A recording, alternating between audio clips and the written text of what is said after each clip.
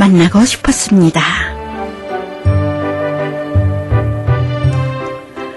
네, 만나고 싶었습니다. 오늘 이 시간에는 정말 꼭 만나 뵙고 싶은 분 오늘 모십니다. 의학박사 박주상님 모십니다. 박주상 의학박사님 안녕하세요. 네, 안녕하십니까. 네, 반갑습니다.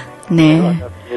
네, 제가 박사님 이력을 잠시 이게 보니까요. 와, 정말 대단하다는 생각을 하게 되는데 잠시 좀 소개해 드릴까 합니다. 네. 박주상 박사님께서는요. 스탠포드 대학에서 암생물학 박사학위를 받으셨고 코넬 대학교에서 석사학위를 받으셨고요. 특히 또 서울대학교에서 생명과학부 학사학위 또 석사학위를 받으셨습니다. 그런가 하면은 또 건강기능성 원료 개발 및 임상 실험을요.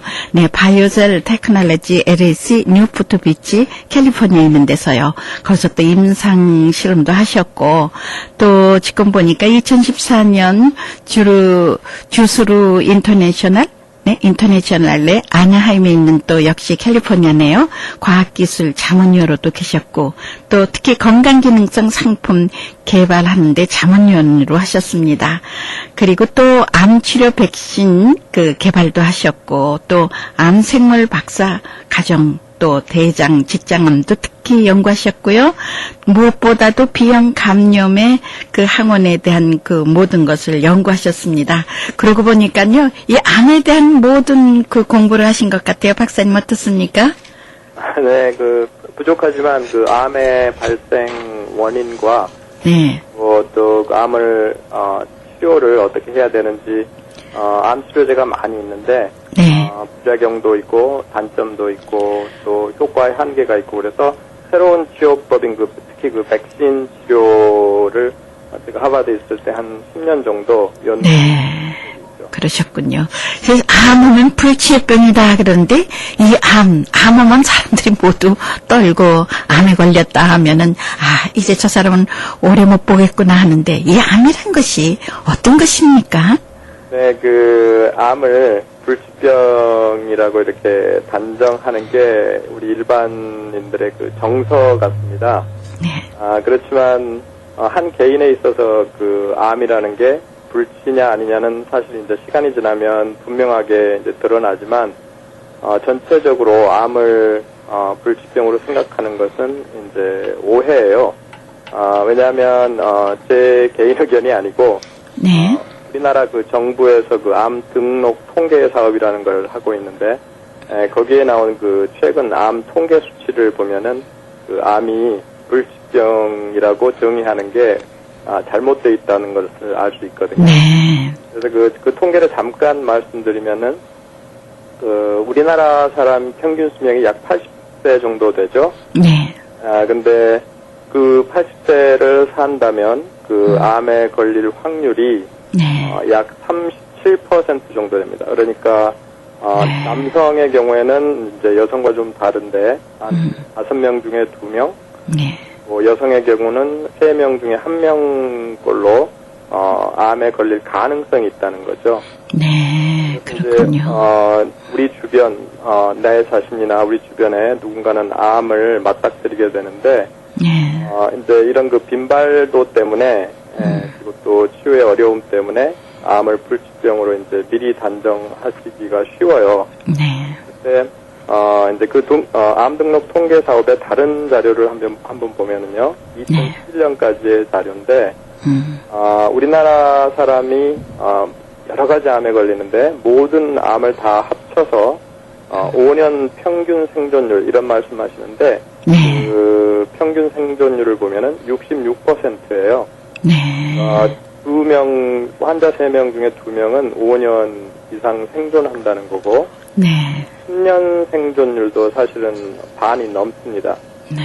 그리고 이 수치는 미국에서도 비슷한 걸로 나와 있고요. 네. 그리고 다 아시겠지만 암을 조기 발견하면은 완치율이 90%가 넘죠. 네. 그러면 이런 통계를 들었을 때 암이 불치병으로 생각이 되세요? 네. 아니면은 만성 질환이나 난치병으로 정의해야 옳을까요? 네. 네. 말씀 듣고 보니 그러네요.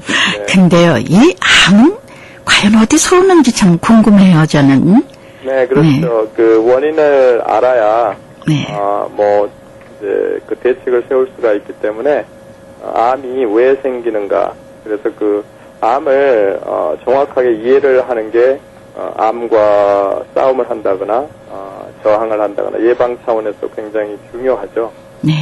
그래서 그 암을, 과학적으로 정의를 간단하게 하면은, 우리 몸 안에서 그 무한하게 증식할 수 있는 능력을 갖게 된 세포 덩어리, 뭐 이렇게 정의할 수 있어요. 네. 그 무한하게 자란다는 그 면이 사실은 이제 좋지 않은 거죠. 그렇죠. 왜냐하면 네. 우리 몸의 모든 세포가 각자 기능을 이제 조절되어 가면서 하게 되는데 네. 이게 조절이 안 된다는 얘기니까 네. 뭔가 문제가 생긴 거고. 이제 그 암이라는 그런 질환에서 특별한 문제는 무한하게 세포가 증식하기 때문에 주변의 조직을 파괴하고 결국에는 이제 이게 통제되지 않으면은 결국에는 우리 몸의 건강을 크게 해칠 수 있다는 그런 가능성 때문에 암이라는 게 이제 어떤 면에서 이제 두려운 존재인데 사실 이 암이 뭐 이것도 잘 아시겠지만 하루아침에 생기는 게 아니잖아요. 그렇죠. 네. 뭐 몸 관리를 좀 잘못하고 그러면은 네.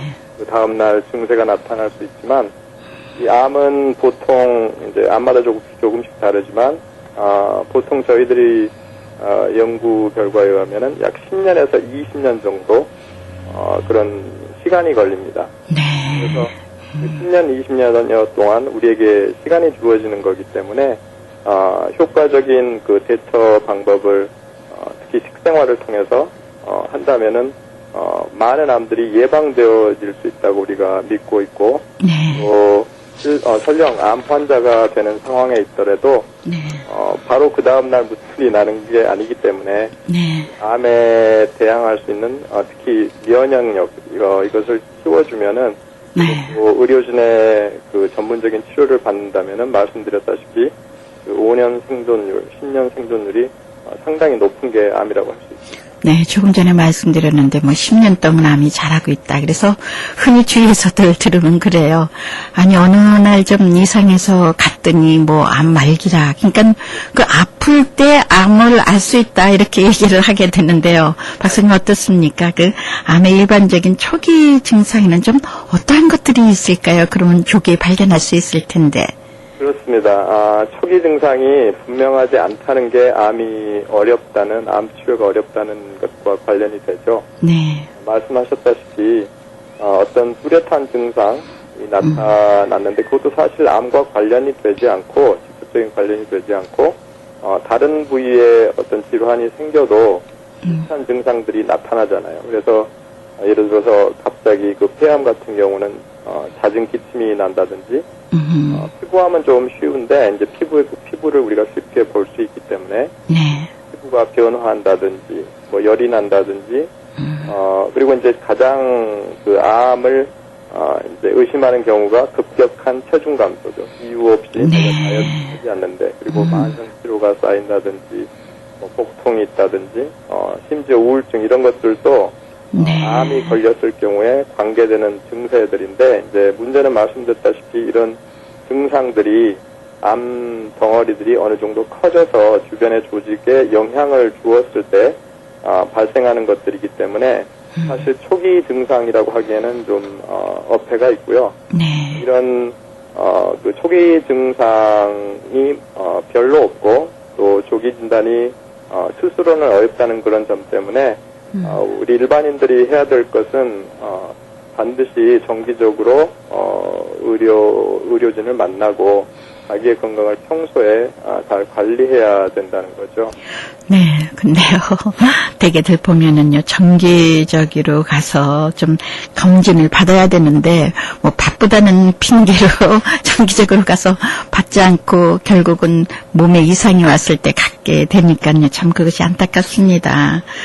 네, 하나 덧붙여 드릴 말씀은, 이 암이라는 게 나이가 드시면서 특히 사회가 요새 고령화되고 있잖아요. 네. 그래서 50, 60대 이후에 그 인구 세포가 상당히 높아져가는 그런 고령화 사회가 돼가고 있는데 네. 암의 발생률도 5, 60대 넘어가면서 사실 이제 가속되는 경향이 있습니다. 네. 그래서 여러 가지 암에 따른 의학적 가드라인이 다 있거든요. 그래서 네. 전문가인 그 의사의 그 조언을 잘 받으셔서 네. 암 검진과 그 예방에 도움이 됐으면 합니다. 네. 어떻습니까? 이 암이요, 나라별로 많이 발병하는 그런 순위가 있는데, 저희 나라에는 위암 환자가 많다, 한국에서는. 그런데, 박사님 어떻게 생각하십니까? 네. 암 등록 통계 사업에 대한 통계를 쭉 말씀드리고 있는데, 이게 최근 통계이기 때문에, 이 빈발성 암의 종류도, 이 통계에 보면 자세하게 나와 있거든요. 네. 이제, 우리나라는 요새 신문이나 TV에도 보도가 되고 있는데, 갑상선암이 굉장히 빠르게 증가하고 있습니다. 네. 현재는 빈도로만 보면은 갑상선이 가장 암에 걸리는, 단기가 되겠고, 네. 위암, 대장암, 폐암, 이런 네. 우리가 흔히 접하게 되는 빈발성암들, 또 여성의 경우에 유방암, 또 간암, 남성의 경우에는 전립선, 이런 순으로 이렇게, 암의 발생도가 이렇게 통계적으로 나와 있는데, 남성의 경우와 여성의 경우가 조금 다릅니다. 그래서 남성의 경우는, 위암, 대장암, 폐암, 간암이 많고요. 여성의 경우에는 갑상선암, 유방암, 대장암, 위암 순인데, 네. 갑상선암의 경우에는, 제 주위에서도, 사실 그렇게 자주 듣는 소식이에요. 네. 그래서, 좀 이렇게 겁이 나기도 하지만, 갑상선암의 경우에는 완치율이 굉장히 높습니다. 그래서 네. 사실 빈발하는 암이긴 한데, 다른 암에 비해서 그렇게 크게 우려할 암은 아닌 것 같고요. 네. 이제 나라마다 조금씩 패턴이 다른데, 저희들이 미국에 사니까, 미국의 암 빈도를 잠깐 보면은, 이제 선진국형 암 패턴이라고 그러죠. 그래서 전립선 유방암 이런 게 가장 많고요. 네. 폐암, 대장암 이런 순으로 이렇게 암이 발생하고 있습니다. 네, 그렇군요. 사실 갑상선 암에 대해서 말씀하셨는데, 저도 한때 치료를 받으러 갔었는데요. 네, 가니까, 큰 방하네요. 갑상선 암 때문에 치료받으신 분이 가득 있어서, 와, 이거 정말 대단하구나. 저는 그런 생각을 했습니다. 네. 네. 어떻습니까? 지금 이 시간에는요, 우메켄 생명과학연구소의 자문으로 계신 박주상 박사와 함께 암에 대한 얘기를 나눠보고 있는데요. 이 암을 이기는 방법 있습니까? 있습니다. 네. 아까 암이라는 게 발생되기까지, 이제 우리 몸의 정상적인 세포가, 네. 이제 돌연변이라고 그러죠. 네. 우리 유전자의 돌연변이가 생기면서 이제 비정상 세포가 되고, 이 비정상 세포가 여러 가지 우리 면역력하고 경쟁 관계에서 이제 이긴다면 결국 암이 되는 건데, 네. 이런 과정이 굉장히 오래 걸립니다. 그래서 우리 몸이 암에 저항하는 시스템으로 가지고 있는 자연 치유력을 면역력이다 이렇게 할 수 있는데, 네. 우리 면역력을 그러니까 일상 어떤 음식이나 어떤 건강한 생활 패턴을 통해서 건강하게 유지하면은 우리 면역 체계가, 우리 면역 시스템이 이런 비정상 세포를 암 세포가 되기 전에 제거할 수 있기 때문에, 네. 이런 면역력을 강화하는 방식으로 음식도 드시고, 네. 또 생활도 건강하게 이렇게 하신다면은 암을 어느 정도 예방할 수 있어요. 그리고 이거는 통계적으로도 세계보건기구에서 나온 통계를 보면은 현재 세계 전체 암의 3분의 1은 예방할 수 있다고 이렇게 설명을 해요. 통계 자료에 근거해서. 네. 또 다른 3분의 1은 조기 진단이 가능하다 이렇게 얘기를 하고요. 그래서 사실 현재 우리가 데이터상으로 접하는 암의 3분의 2는 사실 예방이나 아니면은 완치시킬 수 있는 그런 케이스가 되고, 나머지 3분의 1도 지금 과학이 많이 발달해서 이제 치료법들이 많이 나와 있고, 네. 그렇기 때문에 그 의료진의 그런 전문적인 치료를 받으시면은 아마 그 나머지 3분의 1도 현재보다는 훨씬 더 나은 부작용이 없는 또 삶의 질을 높일 수 있는 그런 치료를 받을 수 있다는 것입니다. 네, 잘 알았습니다. 그러면요, 여기서 박사님, 잠시 그 광고 하나 듣고서는요, 베타글루칸이 무엇인가 좀 여쭤보는데 어떤 광고인가 함께 들어보시죠. 네. 우리 몸 어딘가에는 지금도 면역세포가 암세포와 싸우고 있습니다. 암과의 싸움에서 이기는 방법은 단 하나, 면역력 강화입니다. 면역력에는 베타글루칸이 좋습니다. 9가지 항암 버섯에서 추출한 우메켄 베타글루칸, 9가지가 함께 9배의 힘으로 싸우자. 우메켄 베타글루칸. 문의 전화 888-941-3311, 888-941-3311. 네, 지금 이 광고를 들으니까요, 항암버섯과 베타글루칸에 대한 광고를 제가 들어봤습니다. 좀 여쭤보기 위해서요. 네, 지금은요, 생명과학 박사 박주상 박사와 함께 암에 대한 얘기 나누고 있는데요. 지금 이 광고처럼 항암버섯과 베타글루칸에 대한 좀 자세한 설명 좀 부탁드릴까 하는데 어떻습니까? 네네, 버섯 하면은, 좋아하시는 분도 있고, 우리가 고의학 서적이나, 여러 가지 문헌들을 통해서 건강에 좋은 음식이라는 거는 다 알고들 계시죠. 그렇죠. 네. 호모버섯, 송이버섯, 영지버섯, 심지어 동충하초, 이런 버섯에 대한 상식들도 많이 가지고 계시는데, 이 버섯이 전통적으로 보면은 우리나라에서는 심혈관계 쪽에 효과가 있는 그런 음식으로 이렇게 알려져 있었어요. 네. 그리고 일본 같은 경우에는 심혈관계보다는 오히려 항암 쪽으로 항암 작용이 있는 그런 음식물로 알려져 있는데 최근 이제 그런 효과들이 과학적으로 검증이 돼서 네. 이제 버섯에 들어있는 베타글루칸이라는 성분이 네. 이런 항암 작용이라든지 그러니까 면역력을 증가시켜서 암에 저항하게 한다든지 아니면은 콜레스테롤 수치나 아니면 당 수치를 낮춰서 혈관을 정혈작용이라 그러죠. 피를 깨끗하게 한다든지 그래서 이런 양리 작용의 근거가 되는 데이터들이 여러 가지 과학적 연구를 통해서 이렇게 나와 있습니다. 그래서 버섯의 안전성에 대해서는 제가 설명을 드릴 필요는 없겠고, 네. 식용으로 아니면 또 약용으로 수천 년간 이 동아시아 쪽에서 사용되어 왔던 이런 여러 가지 버섯들이 네. 굉장히 우리 면역력을 높이는데 좋다는 거죠. 네, 그렇군요. 네네. 네. 특히 이렇게 버섯에 풍부한 베타글루칸 얘기를 주로 해주셨는데요. 특별히 베타글루칸의 다른 효능에 대해서는 좀 어떤 것이 있을까요? 네, 버섯은 요새 기능성 식품으로도 이렇게 많이들 드시는데, 네. 베타글루칸이라고 하면은 일단은 면역력 증진 작용이고요. 네. 이제 나이가 드신 분들이나 아니면은 면역력이 약해진 그런 암 환자의 경우 또 다른 질환, 당뇨나 그런 심혈관계 질환이 있으신 분들한테는 네. 이 베타글루칸이 들어있는 항암 버섯들이 이제 기능성 식품으로 사용이 되고 있는데 네. 이